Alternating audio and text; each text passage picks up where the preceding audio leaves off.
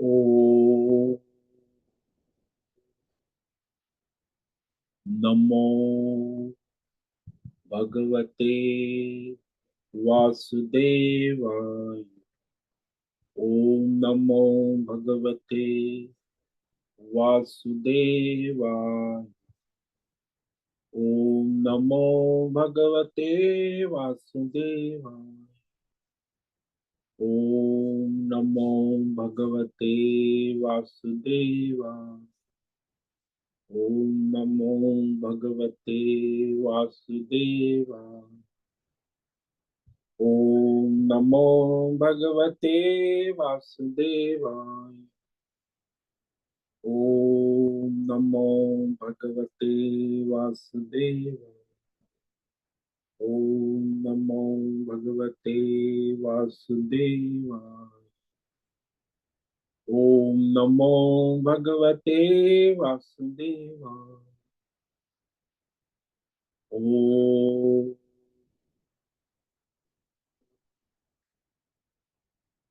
श्री परमात्मने नमो नमः। ओम गणपतये नमो नमः। ओम सरस्वती नमो नमः। ओम गुरुभ्यो नमो नमः। ओम सहनाववतु सहनौ भुनक्तु सह वीर्यं करवावहै तेजस्विनावधीतमस्तु मा विद्विषावहै। ओम शांति शांति शांति। सदाशिवसमारंभां शंकराचार्यमध्यमाम् अस्मदाचार्यपर्यन्तां वन्दे गुरुपरम्पराम्। वन्दे गुरुपरम्पराम्। आप सभी ऑनलाइन नेटवर्क पर उपस्थित भगवद गीता श्रवण साधकों को आज ऋषिकेश से हमारा प्रातः का अभिवादन, अभिनंदन, अभिवंदन। हरि ही ओम, हरि ही ओम, हरि ही ओम। हम सबको आज का यह दिव्य दिन तन मन धन जन देश काल विषय वस्तु प्रवृत्ति व्यष्टि समष्टि अध्यात्म भौतिक दैविक क्षेत्र सभी को अपने अपने पूर्व जन्मों में संचित किए हुए पाप पुण्य धर्म अधर्म मिश्र सकाम निष्काम कर्मों के पके हुए फलस्वरूप वर्तमान में आज प्रारब्ध अनुसार परमेश्वरीय चिंत्य योग माया के माध्यम से प्रसाद स्वरूप में प्राप्त हुआ है। अतः आज का यह दिव्य दिन परमार्थ हेतु निष्काम सेवा यज्ञ देव यज्ञ ऋषि यज्ञ पितृ यज्ञ मानवता यज्ञ भूत प्राणी यज्ञ सात्विक दान शारीरिक वाचिक मानसिक तप निष्काम कर्म योग ध्यान योग भक्ति योग ज्ञान योग साधना स्वाध्याय वेद शास्त्रों का अध्ययन अध्यापन उपासना आराधना के लिए समर्पित करे और करवाए। अत्यंत दुर्लभ मनुष्य जीवन को परमार्थ हेतु सार्थक करे और करवावे। आज विक्रम संवत 2082 आषाढ़ मास शुक्ल पक्ष की द्वितीया तिथि दोपहर 11:18 तक है। उसके बाद तृतीया तिथि लग जाती है। आज पुनर्वसु नक्षत्र है। यह सुबह 7:20 तक है। उसके बाद पुष्य नक्षत्र लग जाता है। आज शुक्रवार है। देवी आराधना और दूसरा गुप्त नवरात्रि देवी की उपासना आराधना व्रत करे। और यहाँ वर्षा ऋतु प्रारंभ हो चुकी। यहाँ रात्रि का न्यूनतम तापमान सुबह का 4 बजे का 18 डिग्री रहा और दिन का अधिकतम तापमान 34 डिग्री रहा है। वायु की गति 5-10 किलोमीटर प्रति घंटा चल रही। ईस्वी सन 2025, 27 जून, 27 जून 2025, सुबह के 6:45 बज चुके हैं। कलयुग का प्रथम चरण 5126वां वर्ष, 7वां वैवस्वत मनवंतर, श्वेत वराह कल्प, ब्रह्मा जी का 26वां दिन और 51वां वर्ष अभी चल रहा है।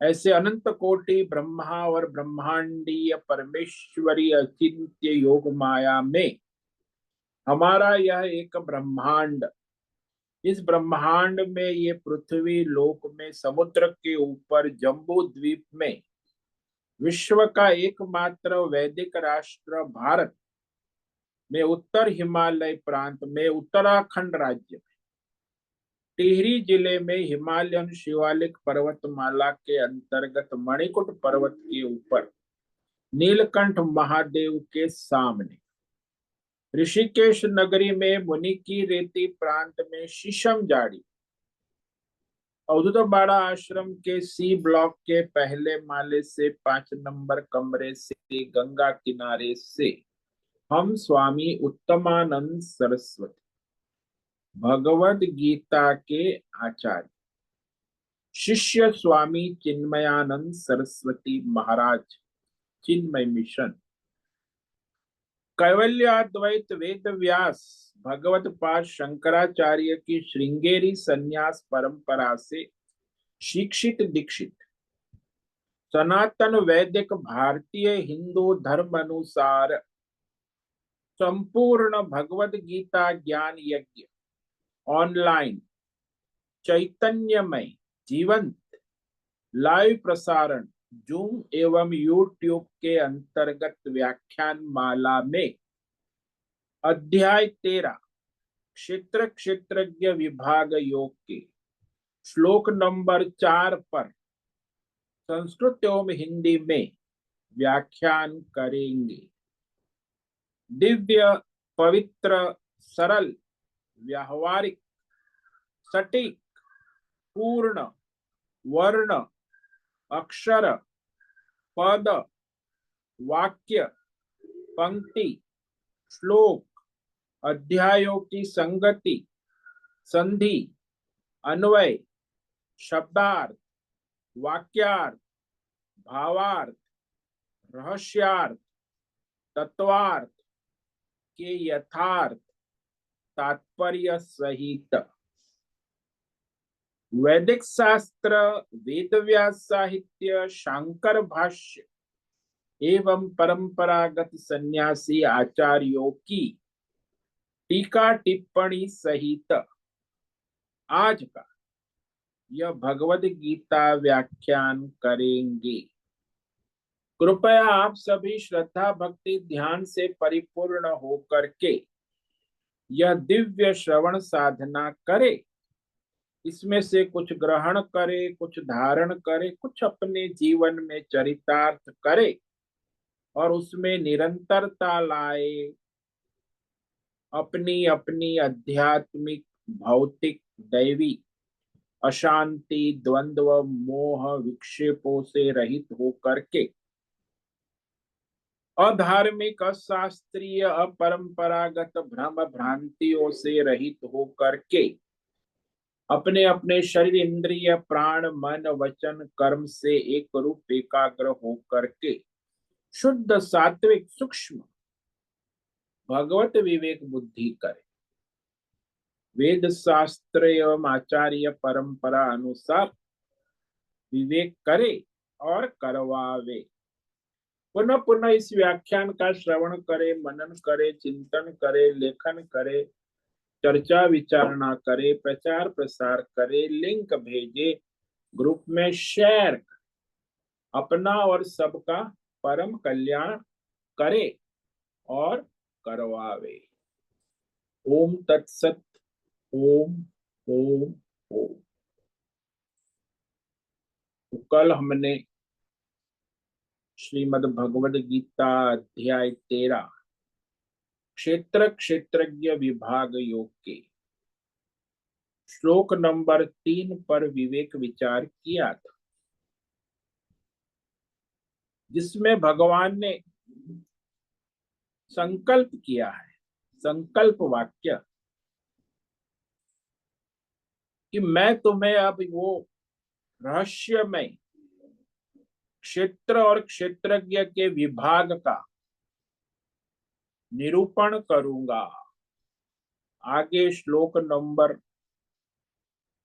4 से लेके 18 तक संक्षेप में कहा कि क्षेत्र का तत्व क्या है और क्षेत्रज्ञ का तत्व क्या है। वह भगवान संकल्प करते हैं,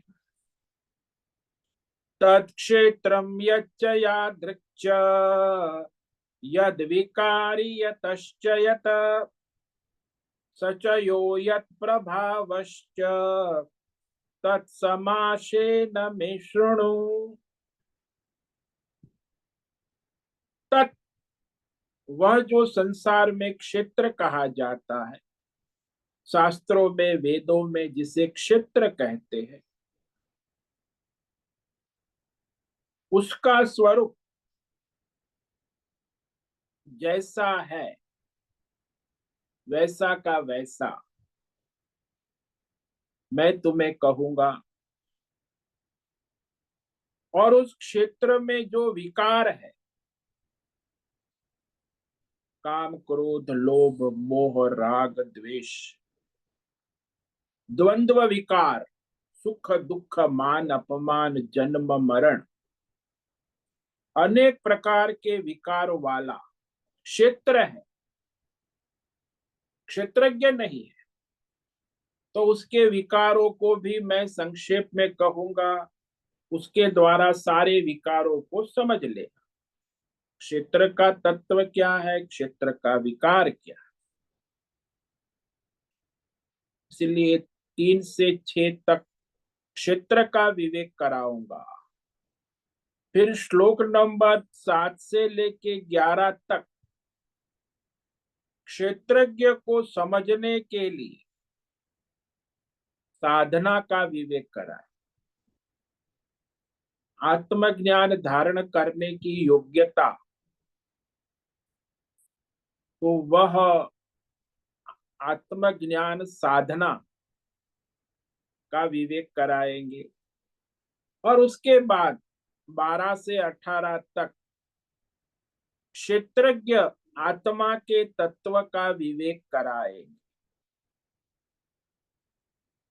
तो इस प्रकार भगवान यहाँ संकल्प करते हैं कि जिस कारणों से ये हुआ है, क्षेत्र कैसे हुआ है, कैसे चलता है,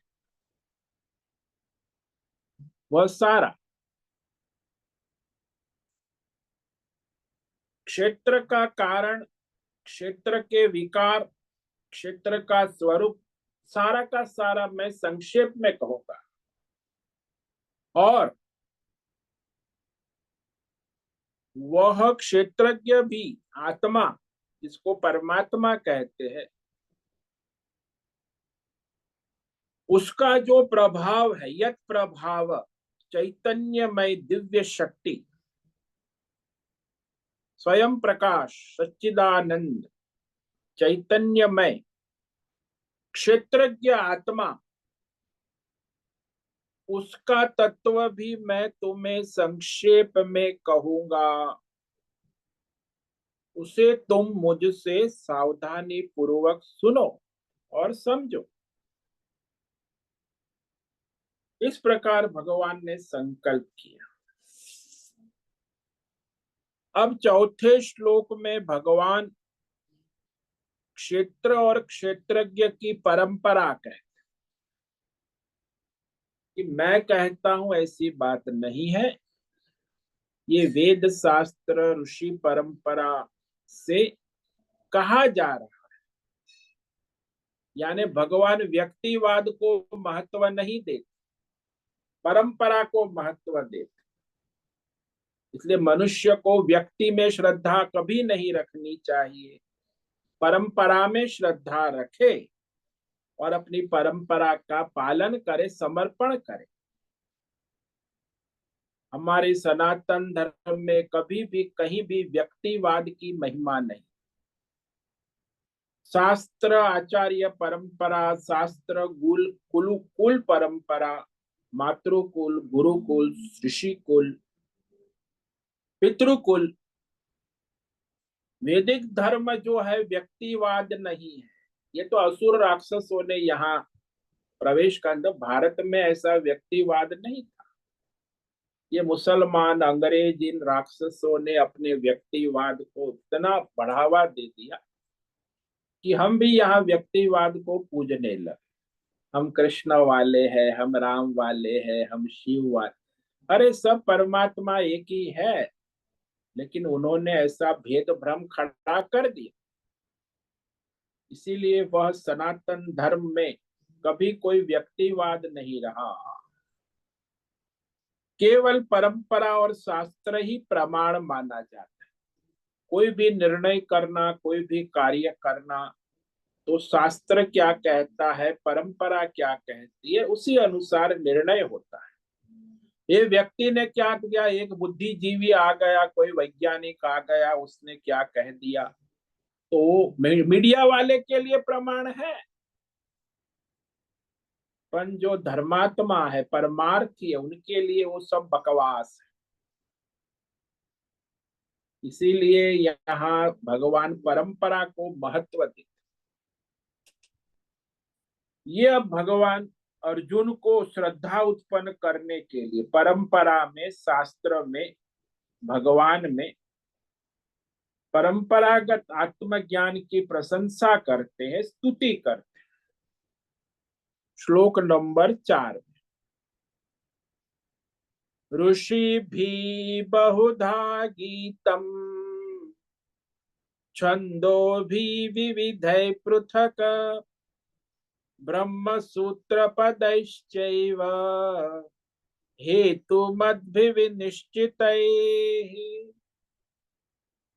ऋषि भी बहुधा गीतम छंदो भी विविधै पृथक ब्रह्म सूत्र पदैश्चैव हेतु मद्भिर्निश्चितैः। यानी ये जो आत्मज्ञान की परंपरा है, क्षेत्र क्षेत्रज्ञ तत्व का रहस्य प्रकट करता है, वो ऋषियों के द्वारा परंपरा से बहुत प्रकार से कहा गया है। अनेक ऋषियों ने, किसी ने क्षेत्र क्षेत्रज्ञ कहा, किसी ऋषि ने जड़ चेतन कहा, किसी ऋषि ने सत असत कहा, किसी ऋषि ने शरीर शरीरी कहा, किसी ऋषि ने देह देही कहा, किसी ऋषि ने नित्य अनित्य कहा, किसी ऋषि ने सत्य असत्य कहा, किसी ऋषि ने दृष्टा दृश्य कहा, किसी ऋषि ने साक्षी साक्ष्य कहा, किसी ऋषि ने तत्वम कहा, किसी ऋषि ने जीव ईश्वर कहा।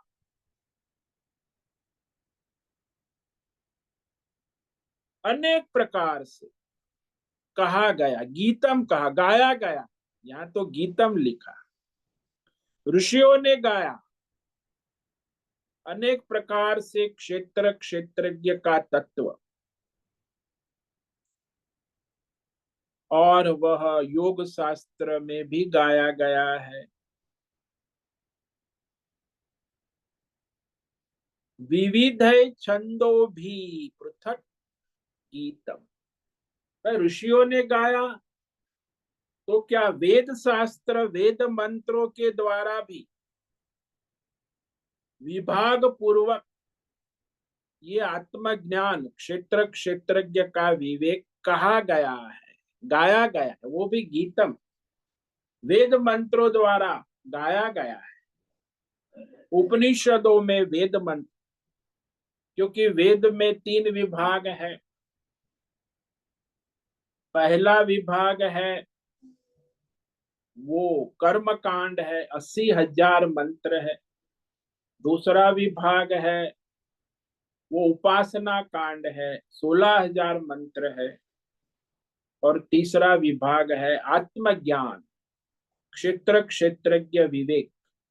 ये उपनिषद कहा जाता है, वेदांत कहा। और वह 4,000 मंत्र। तो वेदों के मंत्र उपनिषदों द्वारा विभाग पूर्वक ऋग्वेद, यजुर्वेद, सामवेद, अथर्ववेद संहिता में ये गाया गया है। आत्मज्ञान, क्षेत्र क्षेत्रज्ञ विवेक, विभाग अनेक स्वरूपों में है तो एक ही, भली भांति निश्चय किया हुआ। युक्ति अने तर्क से युक्त ब्रह्म सूत्र के पदों द्वारा भी कहा, पद यानी सूत्र गाया गया है। हमारे आत्मज्ञान में जो सबसे अंतिम टेक्स्ट है, जिसे पीएचडी की फाइनल टेक्स्ट कहते हैं, पीएचडी की, वो है ब्रह्म सूत्र। ब्रह्म सूत्र के सूत्रों द्वारा भी क्षेत्र क्षेत्रज्ञ का विवेक कहा गया।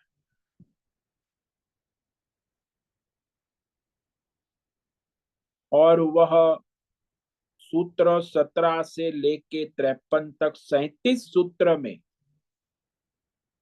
क्षेत्र क्षेत्रज्ञ का विवेक कहा गया है। सूत्र का अर्थ होता है कि उसमें 6 लक्षण होने आवश्यक, सूत्र रूप में कहा जाता है। उस पर आप कितनी भी किताबें लिख सकते हैं, एक ही सूत्र है, क्षेत्र क्षेत्रज्ञ विवेक। तो सूत्र के 6 लक्षण है, बहुत ही कम से कम अक्षरों में कहा गया है। एक, दूसरा, उसमें कोई संशय नहीं रहता, स्पष्ट कहा गया। तीसरा, सूत्र रूप में कहा गया वह सार सार होता है, संपूर्ण सार। सार यानी जैसे दूध का सार दही है, दही का सार मक्खन है, और मक्खन का सार घी है। इसलिए सारी पुस्तक, वाक्य और उसका जो सार है वो सूत्र है। सूत्र सूत्र रूप में कहा जाता है, और वह सर्वात्मक रूप होता है। सूत्र जो होता है वो सर्वात्मक रूप, और उसमें कभी प्रशंसा नहीं होती किसी की भी, अपनी और दूसरों की। सूत्र प्रशंसा रहित होता है और सूत्र निर्दोष होता है, उसमें कोई दोष नहीं, स्पष्ट लिखा होता है तत्वमसि।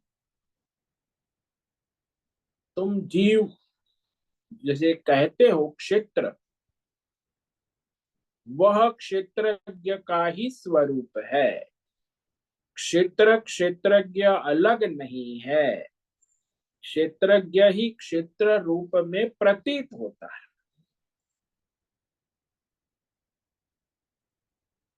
तो इस प्रकार यहाँ कहते हैं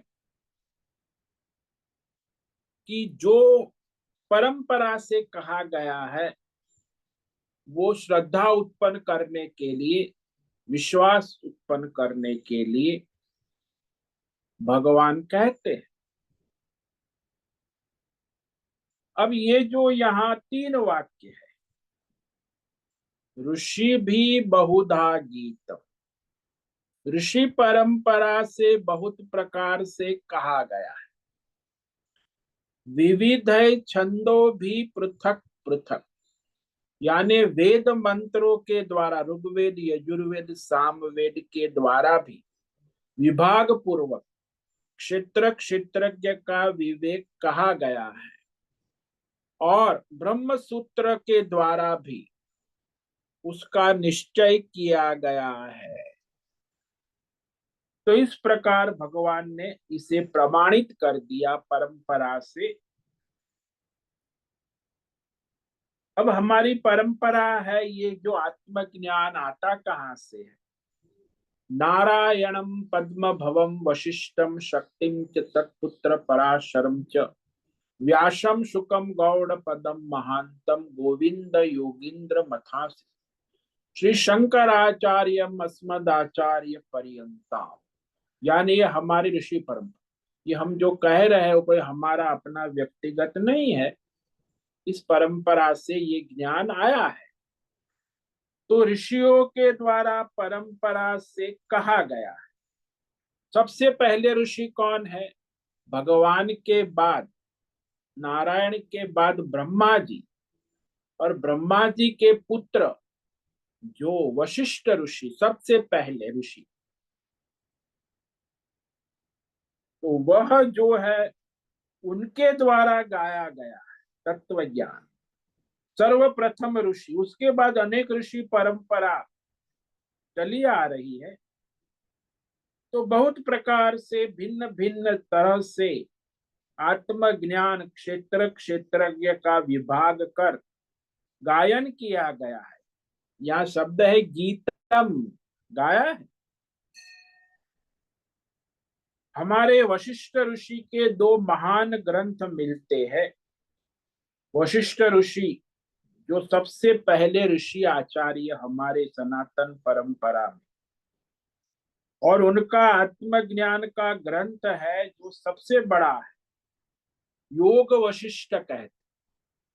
ये आत्मज्ञान का सबसे बड़ा ग्रंथ है। इसको महारामायण भी कहते हैं। और योग वशिष्ठ का दूसरा ग्रंथ है वशिष्ठ स्मृति। ये भी, इसमें भी कर्म कांड, उपासना और ज्ञान तीनों है। लेकिन योग वशिष्ठ महारामायण में तो केवल आत्मज्ञान ही है। तो दोनों में क्षेत्र क्षेत्रज्ञ का विवेक विचार किया गया है। हमारे सभी ऋषि मुनियों के ग्रंथों में कर्म, उपासना और ज्ञान तीनों का, वेदों के अनुसार वैदिक परंपरा है। कोई ऋषि वैदिक परंपरा को छोड़ता नहीं,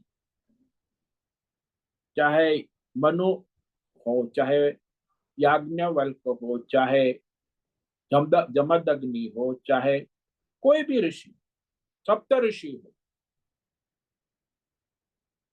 परंपरा से वह कर्म, उपासना और ज्ञान का विवेक कराते।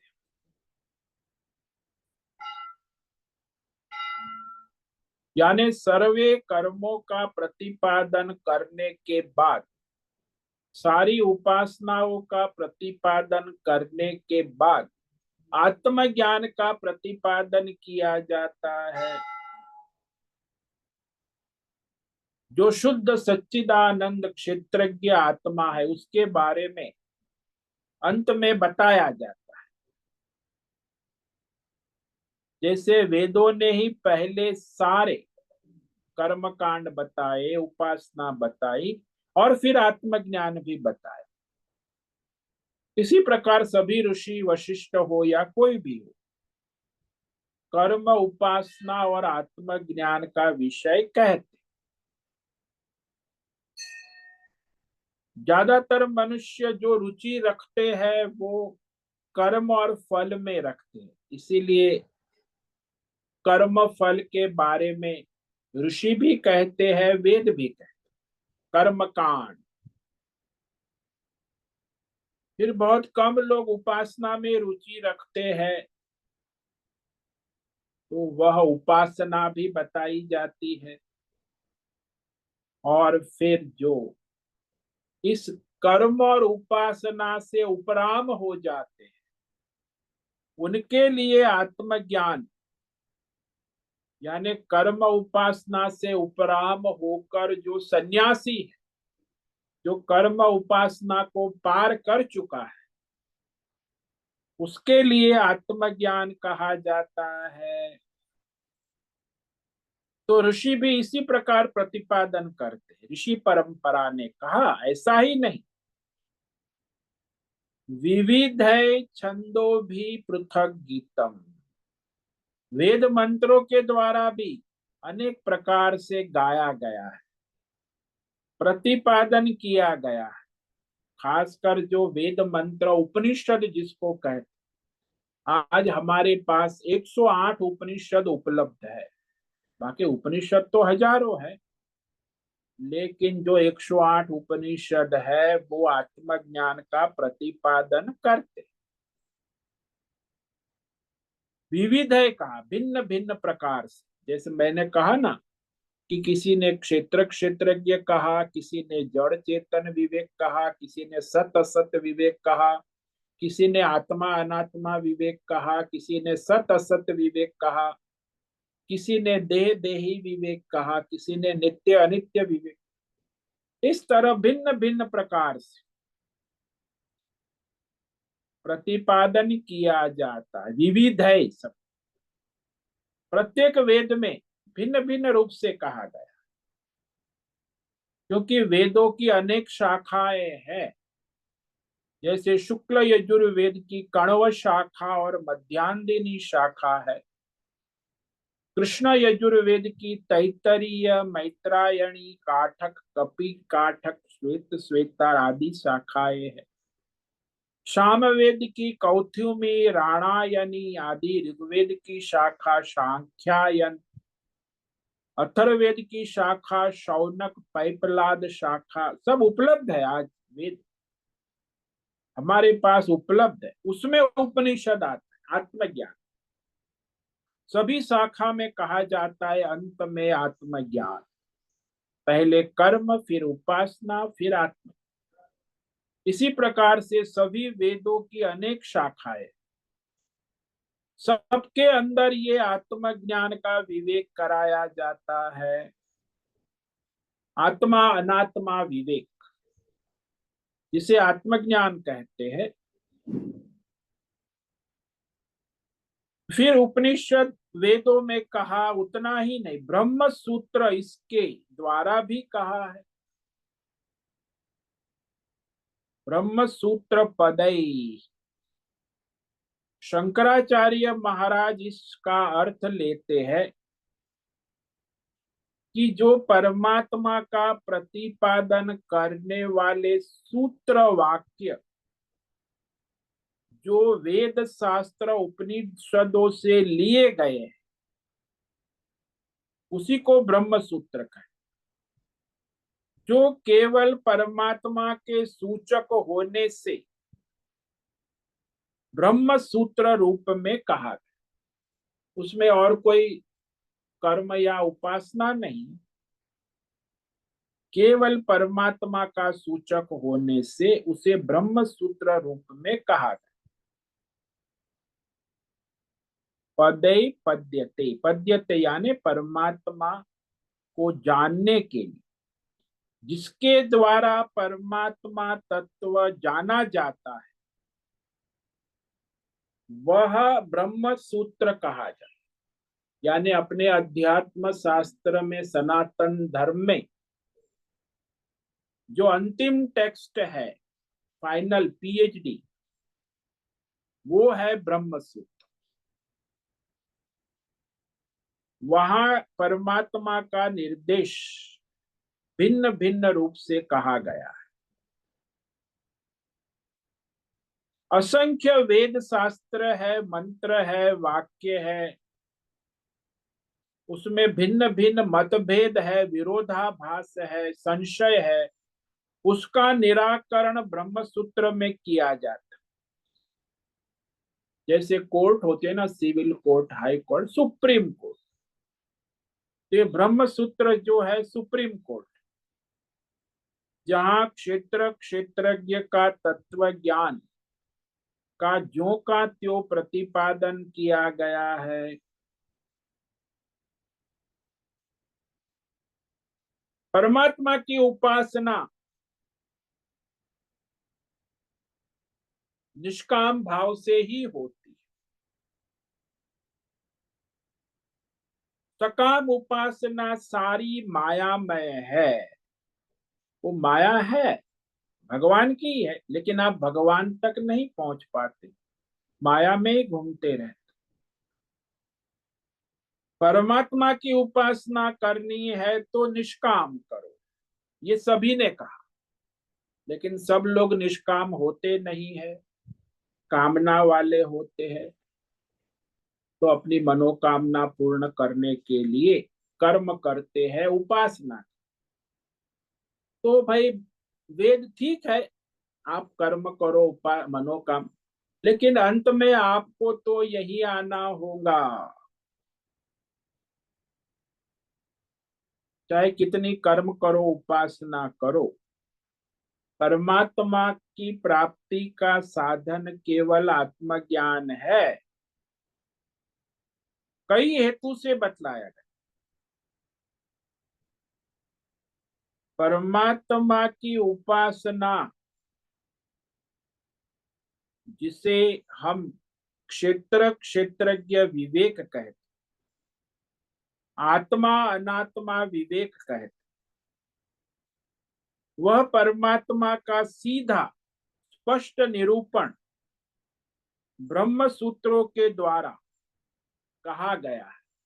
इसलिए परमात्मा को जैसा है वैसा ज्यों का तो जाना जाता है, विनिश्चित हेतु मत भी ही, यानी निश्चित पूर्वक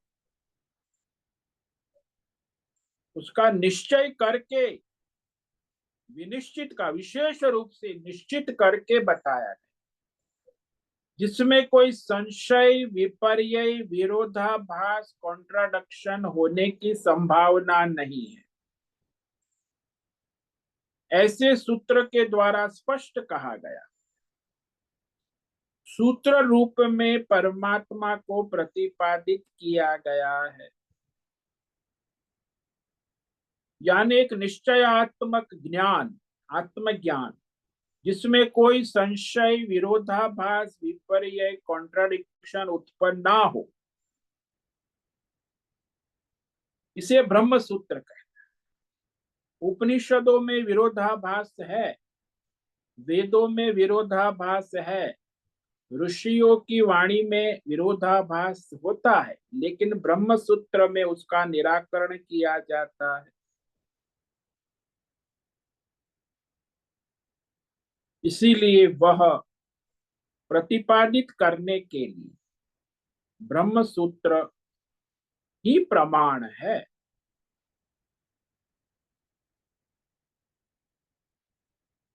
वेद शास्त्रों में अनेक रूप से परमात्मा का निरूपण, क्षेत्रज्ञ का निरूपण किया गया है। इसलिए आप वेद पढ़ोगे, कर्म उपासना करोगे, ये सब ठीक है। आप प्राइमरी स्कूल पढ़ोगे, हाई स्कूल पढ़ोगे, फिर आप आगे बढ़ोगे, डिग्री पास करोगे, बीएससी मैथमेटिक्स, फिर आप एमएससी मैथमेटिक्स पास करोगे, तो फिर आप पीएचडी टेक्स्ट पढ़ोगे। इसलिए ये सब रामायण, भागवत, ये सब primary school, high school, Mahabharata है, ये सब करके जब आप मास्टर्स करने आते हैं तो गीता आ जाए। तो गीता मास्टर्स करेंगे तो फिर आपको ब्रह्म सूत्र, उपनिषद, फाइनल पीएचडी करनी। तो इस तरह यह आत्मज्ञान जिसको कहते हैं वो कहा गया। ये ब्रह्म सूत्र ग्रंथ जो है वो वही पढ़ सकता है जिसने गीता और उपनिषद का अच्छी तरह अध्ययन कर लिया है, और उसके बाद वो ब्रह्म सूत्र के द्वारा गीता उपनिषद में कोई संशय, विरोधाभास है, उसका समाधान करता है। बड़ा सूक्ष्म विषय है ब्रह्म सूत्र। पढ़ते ही नहीं, हमारे सन्यासी संप्रदाय में बस गीता पढ़ते कुछ और फिर बन जाते हैं आत्मज्ञानी, अधूरा ज्ञान। पूरा करने वाले सन्यासियों में भी 100 में से 2-5 ही होते हैं। ब्रह्म सूत्र पढ़ के उस रहस्य को यथार्थ करे। इस वेदांत शास्त्र के अंदर केवल परमात्मा ही जानने योग्य है। भिन्न भिन्न रूप में कहा गया है, देश काल विषय वस्तु व्यक्ति परिस्थिति, कि हमारी समझ में आ जाए। जिसको कोई प्रकृति कहते, त्रिगुणी माया कह देते हैं, कोई कुछ कह देते हैं, कहीं कोई कहते कि परमात्मा प्राण है, परमात्मा माया उपाधि ईश्वर है, परमात्मा ब्रह्मा है, विष्णु है, महेश है। कई लोग कहते हैं कि परमात्मा मन है, बुद्धि है। सब अपने अपने भ्रम उत्पन्न कर कि ये आत्मा शरीर ही आत्मा है, वो भी कहते हैं। कई लोग कहते इंद्रिय ही आत्मा है।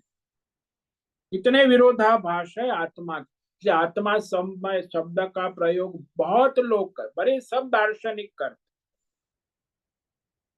जो शरीर को आत्मा मानता है वो भी आत्मा का प्रयोग करते, जो इंद्रियों को आत्मा मानते हैं वो भी आत्मा का प्रयोग, जो बुद्धि को आत्मा मानते हैं वो भी उसका, जो प्राण को आत्मा मानता है वो भी आत्मा का प्रयोग करते।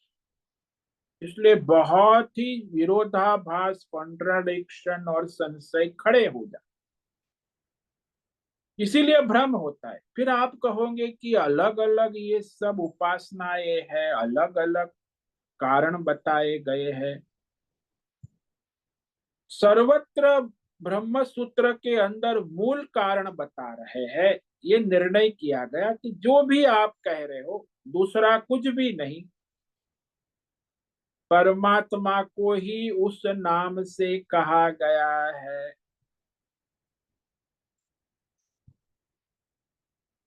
अब हमारे पास रामायण, भागवत, महाभारत, उपनिषद, गीता, उस परमेश्वर नारायण को कहीं विष्णु कहा है, कहीं शंकर कहा है, कहीं ब्रह्मा कहा है। देवी पुराण पढ़ो तो परमात्मा को देवी कहा है, सूर्य पुराण पढ़ो तो परमात्मा को सूर्य कहा है, विष्णु पुराण पढ़ो तो परमात्मा को विष्णु कहा है, शिव पुराण पढ़ो तो परमात्मा को अनेक नामों से कहा गया है। इसलिए मनुष्य को शंका होती है ये विष्णु, शंकर, ब्रह्मा, देवी, सूर्य और ये सारे जो देवता का नाम लिया जा, सब कहते वो परमात्मा है। तो साधारण मनुष्य की बुद्धि में संशय उत्पन्न हो। क्या संशय? कि ये सब अलग अलग भगवान है कि एक ही है। कई लोग हमें प्रश्न पूछते कि आप कौन से भगवान को मान, अरे भाई भगवान तो एक ही नारायण है। नहीं नहीं, ऐसा नहीं। मैं पूछता हूँ आप शिव जी को, गणेश जी को, शंकर जी को, देवी को किसको मानते? आप किस भगवान को मानते? अरे भगवान तो केवल नारायण एक है। इस रहस्यमय निश्चय को भली प्रकार वेद शास्त्र आचार्य परंपरा द्वारा समझकर करना आवश्यक। अन्यथा अन्य अन्य पुराणों में, अन्य अन्य अनेक शास्त्रों में उनका अनेक नाम बताया गया और पढ़ाया जाता है, लिखाया जाता, तो सब देखते हैं ना। वैष्णव लोग विष्णु को भगवान मानते हैं, शिव लोग शिव को, गणेश को मानने वाले गणेश को भगवान। तो पढ़ लिख कर ऐसा करने लगते कि अनेक प्रकार के भिन्न भिन्न भगवान का वर्णन सुनकर वो मानते हैं कि भिन्न भिन्न भगवान, अलग अलग अलग। लेकिन शास्त्र तर्क युक्ति विवेक विचार करते हैं तब वास्तविक पता चलता है कि परमात्मा तत्व केवल एक ही है। चाहे आप इसे अल्लाह कहो, गॉड कहो, राम कहो, कृष्ण कहो, तीर्थंकर कहो, कोई भी कहो, नाम रूप का भेद होने से परमात्मा तत्व में कोई भेद नहीं आता है। जैसे आभूषणों के भिन्न भिन्न नाम रूपों से सुवर्ण और सुवर्ण की चमक में कोई भेद नहीं आता है कि अंगूठी की चमक कम होती है, छोटी है, और नवलखे हार की चमक ज्यादा होती है, बड़ी है, ऐसा नहीं। आभूषणों के नाम अनेक है, आभूषणों में चमक एक ही है, वो है सुवर्ण तत्व। संसार में सब अनेक नाम है, माया से भौतिक, अध्यात्म, दैव, देश, लेकिन सब में जो चमक है वो एक परमात्मा है। ये निर्णय यहाँ ब्रह्म सूत्र में बताया गया कि कहीं प्राण कहा, कहीं आकाश को परमात्मा कहा, मन को कहा, कहीं विष्णु को कहा, कहीं ब्रह्म, लेकिन है एक परमात्मा, केवल एक नहीं, एक नहीं कहना, केवल एक। इस प्रकार परमात्मा के तत्व को बताने वाले वेद, और वेद ही नहीं, ऋषि परंपरा से भी कहा जाता है, ब्रह्म सूत्र के द्वारा भी कहा जाता है, 18 पुराणों के अंदर भी भिन्न भिन्न नामों से परमात्मा को बतलाया गया है। और हमारे सारे शास्त्र, वैदिक, सनातन, गीता, रामायण, महाभारत, भागवत, पुराण, वह एक परमात्मा ही है।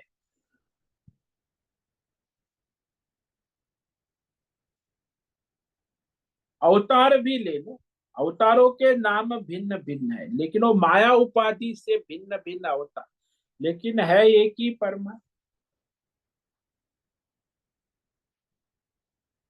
वेद उपनिषद में जहां कहां बतलाया है कि परमात्मा के भिन्न भिन्न नाम रूपों के द्वारा जो प्रतिपादन किया गया है, वो सारा केवल एक नारायण ही है।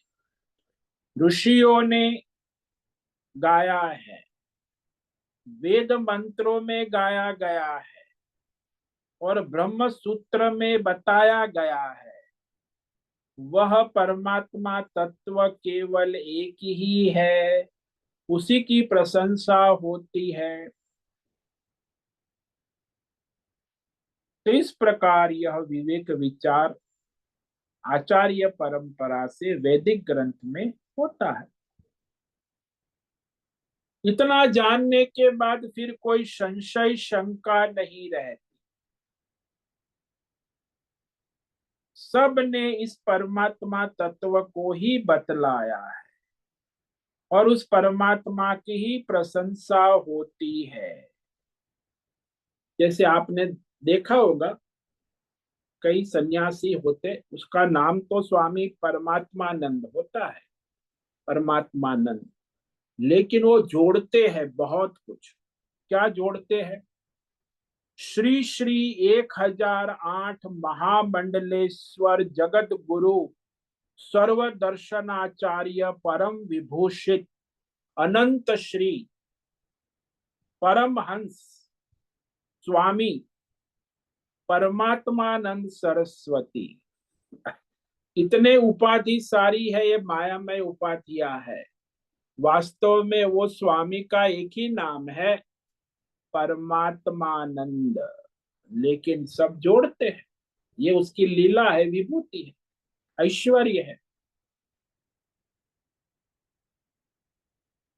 यहाँ सनातन धर्म में ये प्रतिपादन करने वाला जो है, परमात्मा को प्रतिपादन करने वाले 3 ग्रंथ है, गीता, उपनिषद और ब्रह्म सूत्र।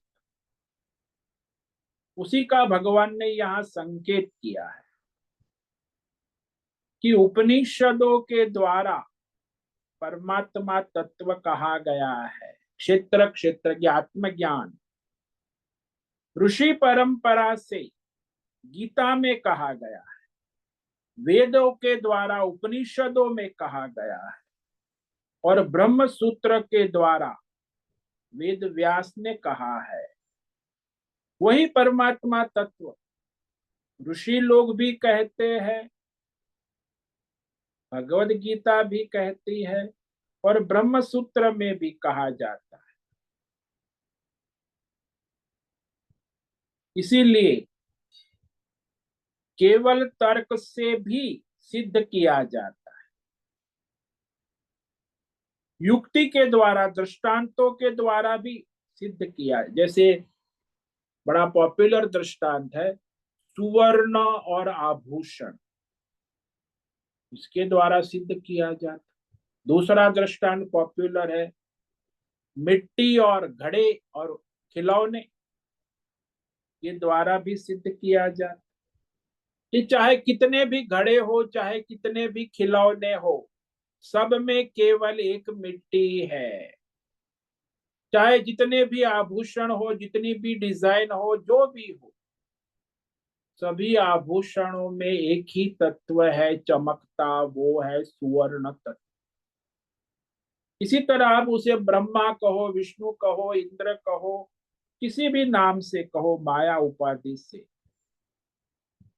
केवल एक परमात्मा ही है।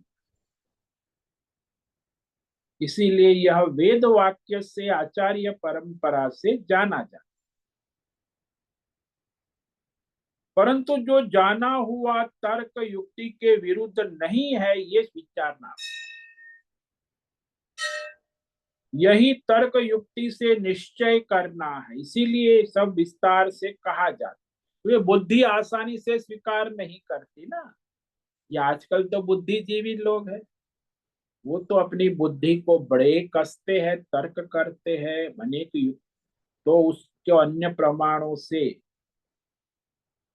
सारे तर्क वितर्कों का समाधान करना आवश्यक है। इसीलिए गीता, उपनिषद, ब्रह्मसूत्र भिन्न भिन्न रूप से कहते। संशय विरोधाभास को दूर करने के लिए, संशय विरोधों को हटाने के लिए तर्क युक्ति और बारंबार उसका श्रवण मनन करना आवश्यक है। इसीलिए भगवान यहाँ कहते हैं कि ये जो रहस्यमय तत्व है परमात्मा नारायण, वो केवल एक ही है, लेकिन भिन्न भिन्न प्रकार की बुद्धि वाले लोगों को भिन्न भिन्न प्रकार से समझाया जाता है। और इस तरह करने के बाद अब भगवान आगे जो है क्षेत्र का तत्व विवेक केवल 2 श्लोक में कहेंगे संक्षेप में, फिर बाकी समझ लेना। श्लोक नंबर 5 और 6 में क्षेत्र तत्व का विवेक भगवान स्वयं बतलाते। इस पर हम कल विचार करेंगे। महाभूतान्यहंकारो बुद्धिरव्यक्तमेव च इंद्रियाणि दशैकं च पंचचेन्द्रिय गोचरा इच्छा द्वेष सुखम दुखम संघातश्चेतना धृतेः यत्क्षेत्रं समासेन सविकार समुदारुतम। तो संक्षेप में भगवान कहेंगे क्षेत्र और क्षेत्र के विकार, द्वंद्व, राग द्वेष काम क्रोध लोभ मोह जन्म मरण, क्षेत्र और क्षेत्र के विकार बताए जाए। इस पर हम कल विचार करेंगे। तो आज जो यहाँ भगवान ने इस आत्मज्ञान की स्तुति की परंपरा बताई कि मैं केवल कृष्ण कहता हूं ऐसा मत मानो, ये वेद शास्त्र आचार्य परंपरा और ब्रह्म सूत्र के द्वारा परंपरा से कहता आया है, चला आ रहा है। ऋषि भी बहुधा गीतम छंदो भी विविधै पृथक ब्रह्म सूत्र पदैश्चैव हेतु मद्भिर्विनिश्चित। 3 वाक्य भगवान के कि ये क्षेत्र क्षेत्र आत्मज्ञान तत्व जो है वो सबसे पहले ऋषि योग वशिष्ठ, उसके बाद परंपरा से, ऋषि परंपरा से अनेक प्रकार से युक्ति तर्क के द्वारा गाया गया है, और वेद शास्त्र वेद मंत्रों द्वारा भी उपनिषद में विभाग पूर्वक यह आत्मा अनात्मा क्षेत्र क्षेत्रज्ञ आत्मज्ञान गाया गया है, कहा गया है। और भली भांति निश्चय करने के लिए तर्क और युक्ति से युक्त ब्रह्म सूत्र के पदों द्वारा सूत्र रूप में भी कहा गया है। यानी सब शास्त्रों द्वारा प्रमाणित और ऋषियों परंपरा से प्रमाणित ये आत्मज्ञान है, जिसके द्वारा मनुष्य परमात्मा को प्राप्त करता है। ओम नमो नारायणाय, ओम नमो नारायणाय, ओम नमो नारायणाय, ओम नमो नारायणाय, ओम नमो नारायणाय। कायेन वाचा मनसेन्द्रियैर्वा बुद्ध्यात्मना वा प्रकृते स्वभावात् करोमि यद्यत् सकलं परस्मै नारायणायेति समर्पयामि। ओम सर्वे भवन्तु सुखिनः, सर्वे सन्तु निरामयाः, सर्वे भद्राणि पश्यन्तु, मा कश्चित् दुःखमाप्नुयात्, अस्तु मा सद्गमय, तमसो मा ज्योतिर्गमय, मृत्योर्मा मृतंगमय। ओम पूर्णमत पूर्णमिदं पूर्णात् पूर्णमुदच्यते पूर्णस्य पूर्णमादाय पूर्णमेवावशिष्यते। ओम शांति शांति शांति। शंकरं शंकराचार्यं केशवं बादरायणं सूत्र भाष्य कृतौ वंदे भगवन्तौ पुनः पुनः। ईश्वरो गुरुरात्मेति मूर्ति भेद विभागिने व्योमवद् व्याप्त देहाय दक्षिणामूर्तये नमो नमः। ओम गुं गुरुभ्यो नमो नमः। ओम तत्सत् ब्रह्मार्पणमस्तु। ओम ओम ओम।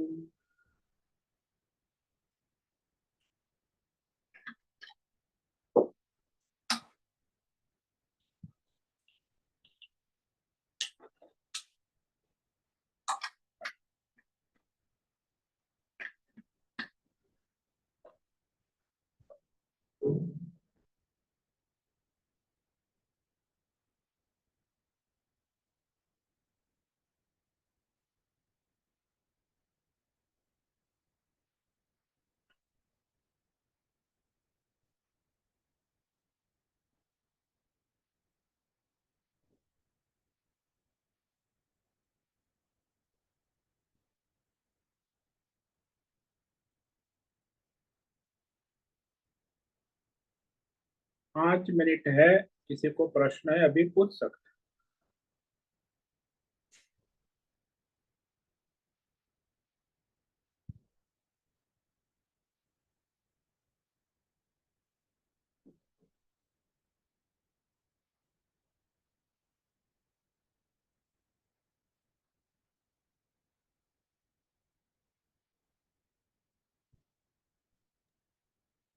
नमो नमः गुरुदेव।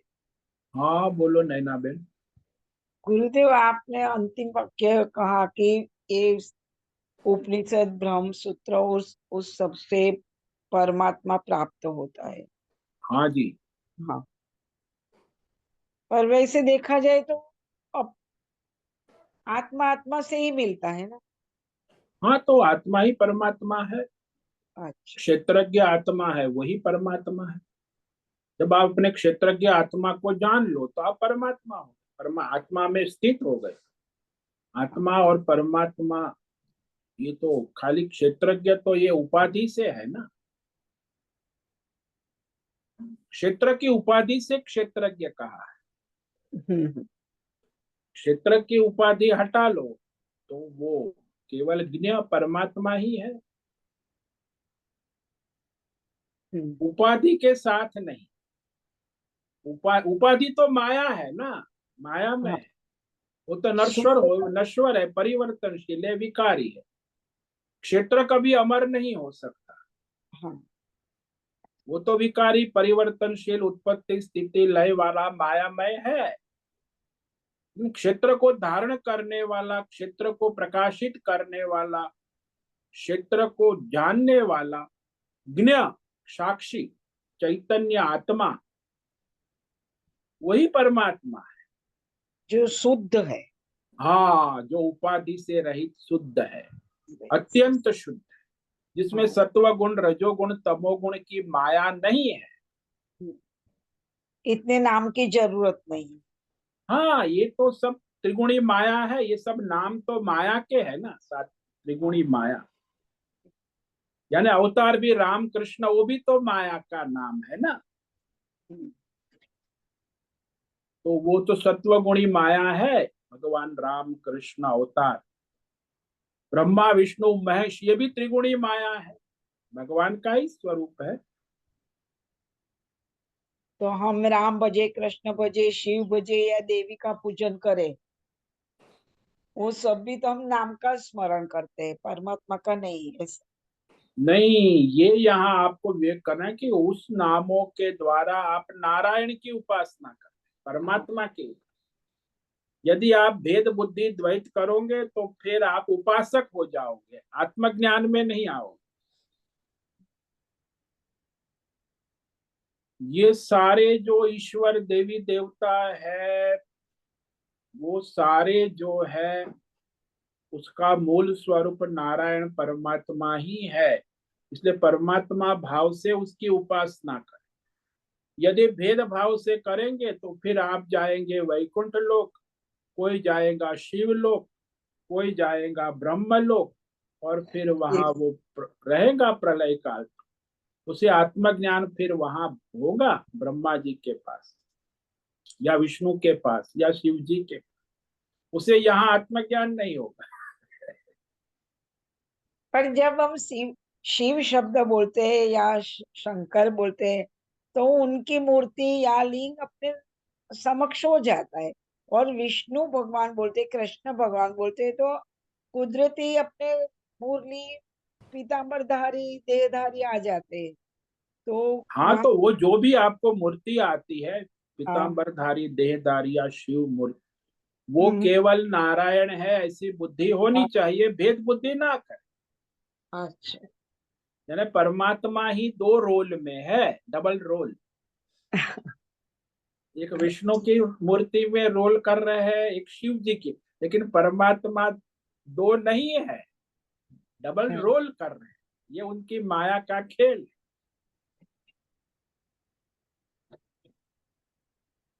तो धन्यवाद। परमात्मा बुद्धि से आप उपासना करोगे तब परमार्थ की ओर जाए। यदि विष्णु बुद्धि और ये शिव बुद्धि से करोगे तो फिर उसी में डूबे रहो। विष्णु परमात्मा का स्वरूप है, शिव भी परमात्मा। इसी परमात्मा बुद्धि से करोगे तब निष्काम होगा। विष्णु बुद्धि से करोगे तो सकाम होगा, शिव बुद्धि से करोगे तो सकाम होगा। समझ में आया? हाँ जी, थोड़ा थोड़ा। हाँ, तो निष्काम समझो, निष्काम यानी परमात्मा बुद्धि से अपनी कर्म उपासना सब परमात्मा बुद्धि से करोगे तब परमात्मा बुद्धि में आएंगे ना। अब भेद बुद्धि से करोगे तो भेद भ्रम में ही, माया में ही घूमते रहे।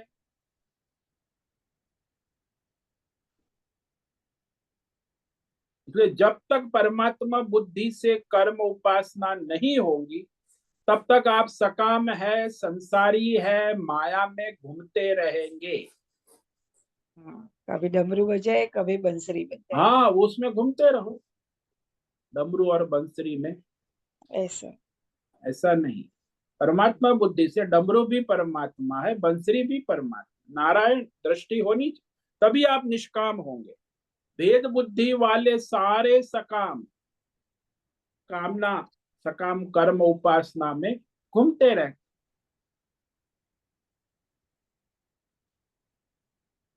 निष्काम तत्व परमात्मा से जुड़ा हुआ है, सकाम तत्व माया से जुड़ा हुआ है तो परमात्मा की ही माया, परमात्मा अलग नहीं है। लेकिन आप माया में घूमते रहे तो परमात्मा तक पहुंचेंगे ही नहीं। तो यहाँ कोई कामना नहीं है, और फिर भी भेद है, इसलिए परमात्मा नहीं। हाँ, भेद के कारण ही तो परमात्मा से अलग। आप उपासना करते हो, कर्म करते हो, तो आप परमात्मा से अलग हो जाते अपने भेद भ्रम के कारण। कर्म उपासना के द्वारा माया के चक्कर में घूमने लगते, परमात्मा से अलग हो जाते। जैसे वो दृष्टांत ले लो ना, कि वो जो माता पिता का पुत्र है, वो किसी विदेशी महिला के प्रेम में आ गया, और वहां उसे दूसरा पर धर्म भी स्वीकार कर लिया, विवाह कर लिया। तो उसने क्या किया? माता पिता की सत्ता का अस्वीकार किया, और अपने अहंकार से अपनी माया के चक्कर में पड़ गया। फिर वहां वो परेशान होगा, तब उसे माता पिता याद आएंगे, लेकिन अब तो माता पिता तो है ही नहीं उसके साथ। उसने ही अपना निर्णय करके माता पिता से अलग हो गया। ऐसे ही अज्ञानी जीव माया रूपी विदेशी महिला के प्रेम में पड़ के अपने परमात्मा को छोड़ देता है। परमात्मा त्वमेव माता च पिता त्वमेव त्वमेव बंधुश्च, और माया के मोह में घूमने लगता, और वही सब परेशान हो जाता। वापिस नहीं आ सकता। हाँ, वो शरण समर्पण करे, आए माता पिता के पास विदेश से दंडवत प्रणाम करे, माता मुझे समर्पण श्रद्धा, मैं आपके शरणों में हूँ, मेरा कृपा करे, तो माता पिता फिर स्वीकार करेंगे। हाँ। नहीं तो विदेशी महिला के साथ चक्कर में घूमते रहे, मरे, और जन्म जन्मांतर उसी विदेशी महिला के चक्कर में घूमता रहे। और क्या, ये माया विदेशी महिला जैसी है।